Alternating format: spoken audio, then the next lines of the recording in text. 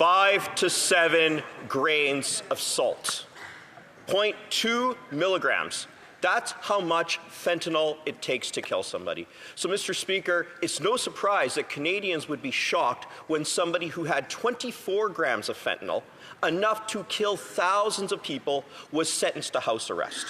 Who do I blame? Again, not the judge, not the prosecutor, not the defense lawyer. I blame these Liberals for their lack of action, for passing Bill C-5. So when will they finally legislate so that people who traffic fentanyl can't serve their sentence on the couch?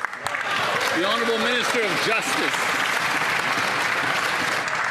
Mr. Speaker, it's clear the fentanyl crisis is responsible for the taking of innocent lives in this country. It's incumbent upon all members of this House to approach this with empathy, but also with a level of seriousness can prevent fentanyl from sweeping through the nation, causing such damage. Going forward, we are going to be implementing a series of reforms that will target violent offenders, repeat offenders, and organized crime, which was responsible for the preponderance of fentanyl in this country. I hope that we can work across the aisle on this important issue to help keep Canadians safe and protect our communities.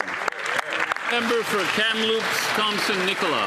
Mr. Speaker, that all sounds great. Unfortunately, that minister voted for Bill C-5 that took away mandatory minimums for people serving their sentence for fentanyl trafficking, for gun trafficking, for extortion with a firearm. Fentanyl is killing people, brothers, sisters, mothers, fathers. So will that minister look into this camera, Mr. Speaker, and tell people whose children are victims, people who have died from fentanyl, will he look into that camera and tell them that he will legislate to end this insanity? The Honourable Minister of Justice. Mr. Speaker, it's essential that we approach this level with the seriousness with which it deserves, including respect for decisions that have come from courts in this country. As we move forward, we're going to work in a manner that will ensure serious crimes will be treated seriously and serious offenders will be punished seriously. Mr. Speaker, I hope we can avoid turning something as serious as the fentanyl crisis into a partisan issue for political gain and instead work to advance measures in a collaborative manner to help protect Canadians, their families, and communities in every region of this country. Honourable Member for Elgin St Thomas, London South.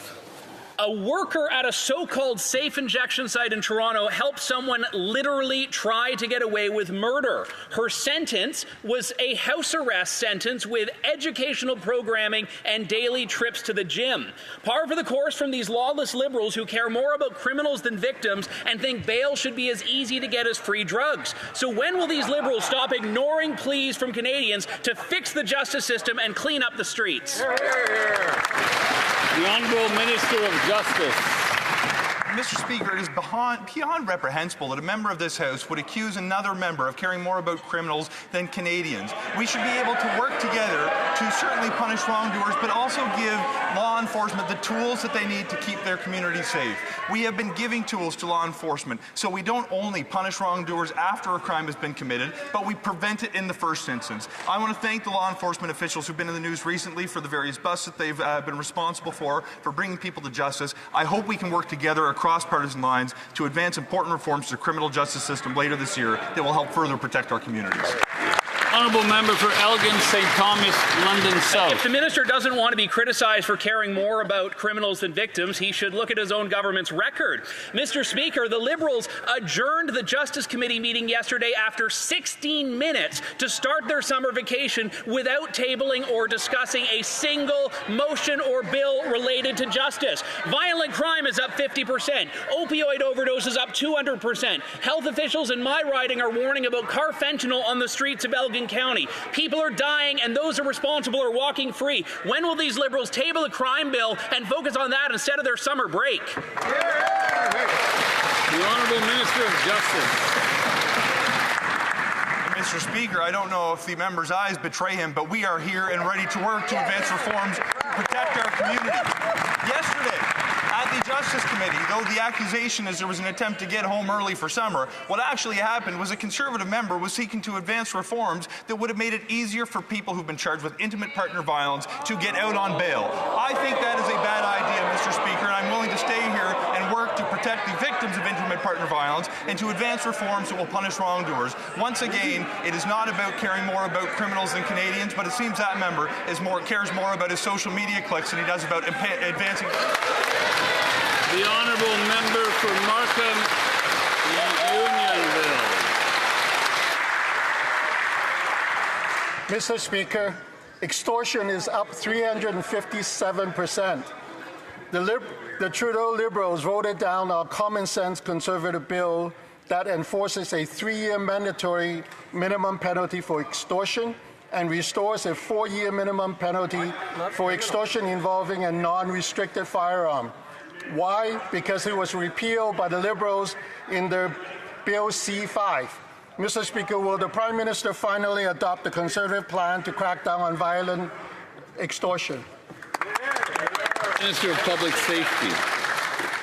Mr. Speaker, I just want to take this opportunity to thank the members of the Toronto Police Service, Durham Police, and of course my friend who represents York Regional Police, and the OPP for their work to dismantle an organized crime group operating in the tow truck industry. Project Yankee has resulted in the seizure of firearms, vehicles, the arrest of 20 individuals, and more than 100 criminal charges, including multiple counts of conspiracy to commit murder. Another day, another criminal organization dismantled by law enforcement. Canada's new government will always be there to protect Canadians, Mr. Speaker.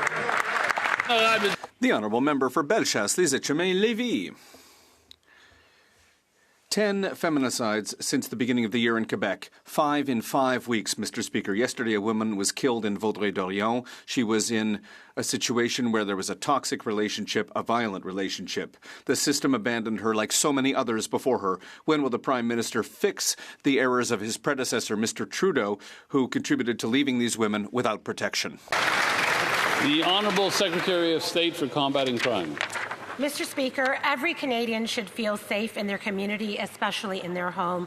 We will automatically revoke gun licenses for individuals convicted of intimate partner violence offences and those subject to protection orders. We are delivering on the recommendations made by the Mass Casualty Commission related to community safety, policing, and countering gender-based violence. The implementation of the National Action Plan to combat gender-based violence continues to support the work of building a Canada free of gender-based violence that supports victims, survivors, and their families, no matter where they live. The Honourable Member for Bellechasse-les-Etchemins-Lévis. The facts are the facts, Mr. Speaker. Under the Liberals, violence against women keeps going up. By maintaining Justin Trudeau's bills C-5 and C-75, this government is choosing to protect criminals instead of victims. In the meantime, women are living in fear. This government needs to look at itself and understand that it is responsible for the problem. When will the Prime Minister act, change these laws, and ensure the safety of all women in Canada, Mr. Speaker? The Honourable Secretary of State for Nature. Mr. Speaker, I thank my colleague for her question. I'm very emotional rising in the House on this subject. I'm standing here as part of this Liberal government because up until March this year, the Liberal government worked tirelessly to reduce the danger of firearms for Canadians by investing in that area and by banning assault weapons. There's more that needs to be done. We need to go as far as we can. That's what a government does when it fights crime. Mr. Speaker, as a retired police officer who has served on the front lines for nearly 3 decades, I have seen firsthand the damage violent criminals can do, especially when the justice system fails to hold them accountable. Today, extortion is up nearly 400%, and that is not a coincidence. The Liberals repealed mandatory minimums and gutted the Bail Reform Act. They even voted down a Conservative bill to restore serious penalties for extortion involving firearms.